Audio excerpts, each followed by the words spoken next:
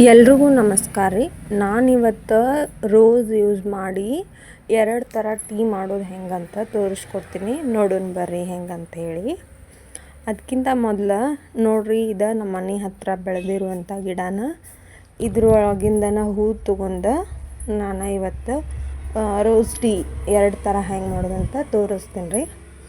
ಮೊದಲಿಗೆ ಈ ಹೂವಿನ ಪೆಟಲ್ಸನ್ನ ತೊಗೊಂಡು ಹಿಂಗೆ ಸ್ವಚ್ಛ ನೀರಾಗ ತೊಳ್ಕೊಂಡ್ರಿ.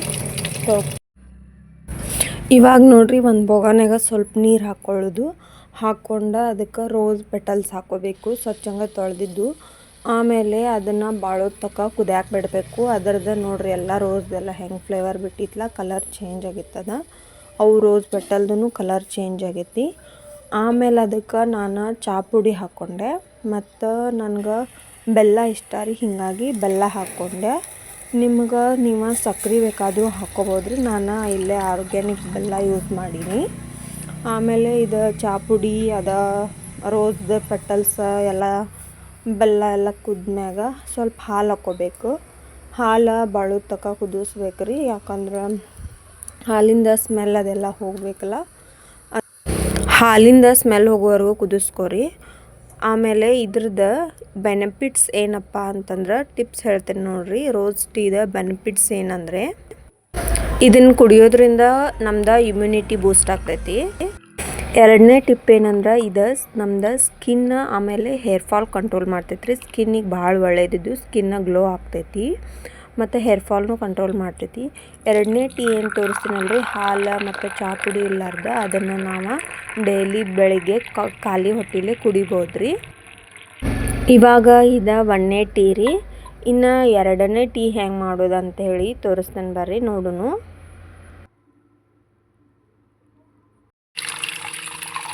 ಹಿಂಗೆ ನೀರು ಜಾಸ್ತಿ ಹಾಕ್ಕೊಂಡೇನ್ರಿ ನಾನು. ಜಾಸ್ತಿ ಅಂದ್ರೆ 1 ಗ್ಲಾಸ್ ನೀರು ಇಟ್ಕೊಂಡೇನಿ. ಅದು ಅರ್ಧ ಗ್ಲಾಸ್ ಆಗುವವರೆಗೂ ಕುದಿಸ್ಕೋಬೇಕು.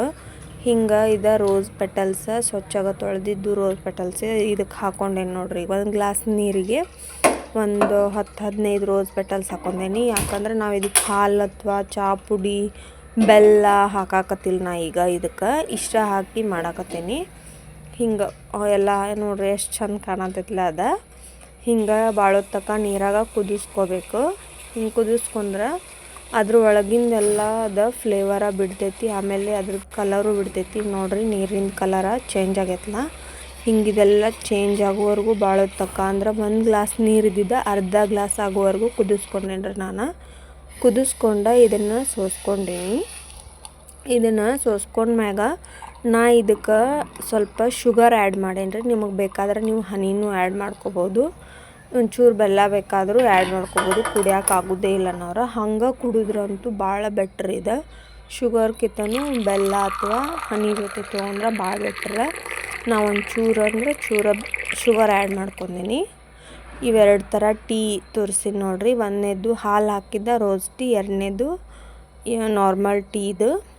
ನಿಮ್ಗೆಲ್ಲರಿಗೂ ನನ್ನ ವೀಡಿಯೋಸ ಇಷ್ಟ ಆಗಿದ್ರೆ ಪ್ಲೀಸ್ ಸಬ್ಸ್ಕ್ರೈಬ್ ಮಾಡಿರಿ ನನ್ನ ಚಾನಲ್ನ. ಮತ್ತು ನನ್ನ ವೀಡಿಯೋಸ್ಗೆ ಲೈಕ್, ಶೇರ್ ಆ್ಯಂಡ್ ಕಮೆಂಟ್ ಮಾಡಿರಿ ಅಂತ ಎಲ್ರಿಗೂ ಕೇಳ್ಕೊತೀನಿ.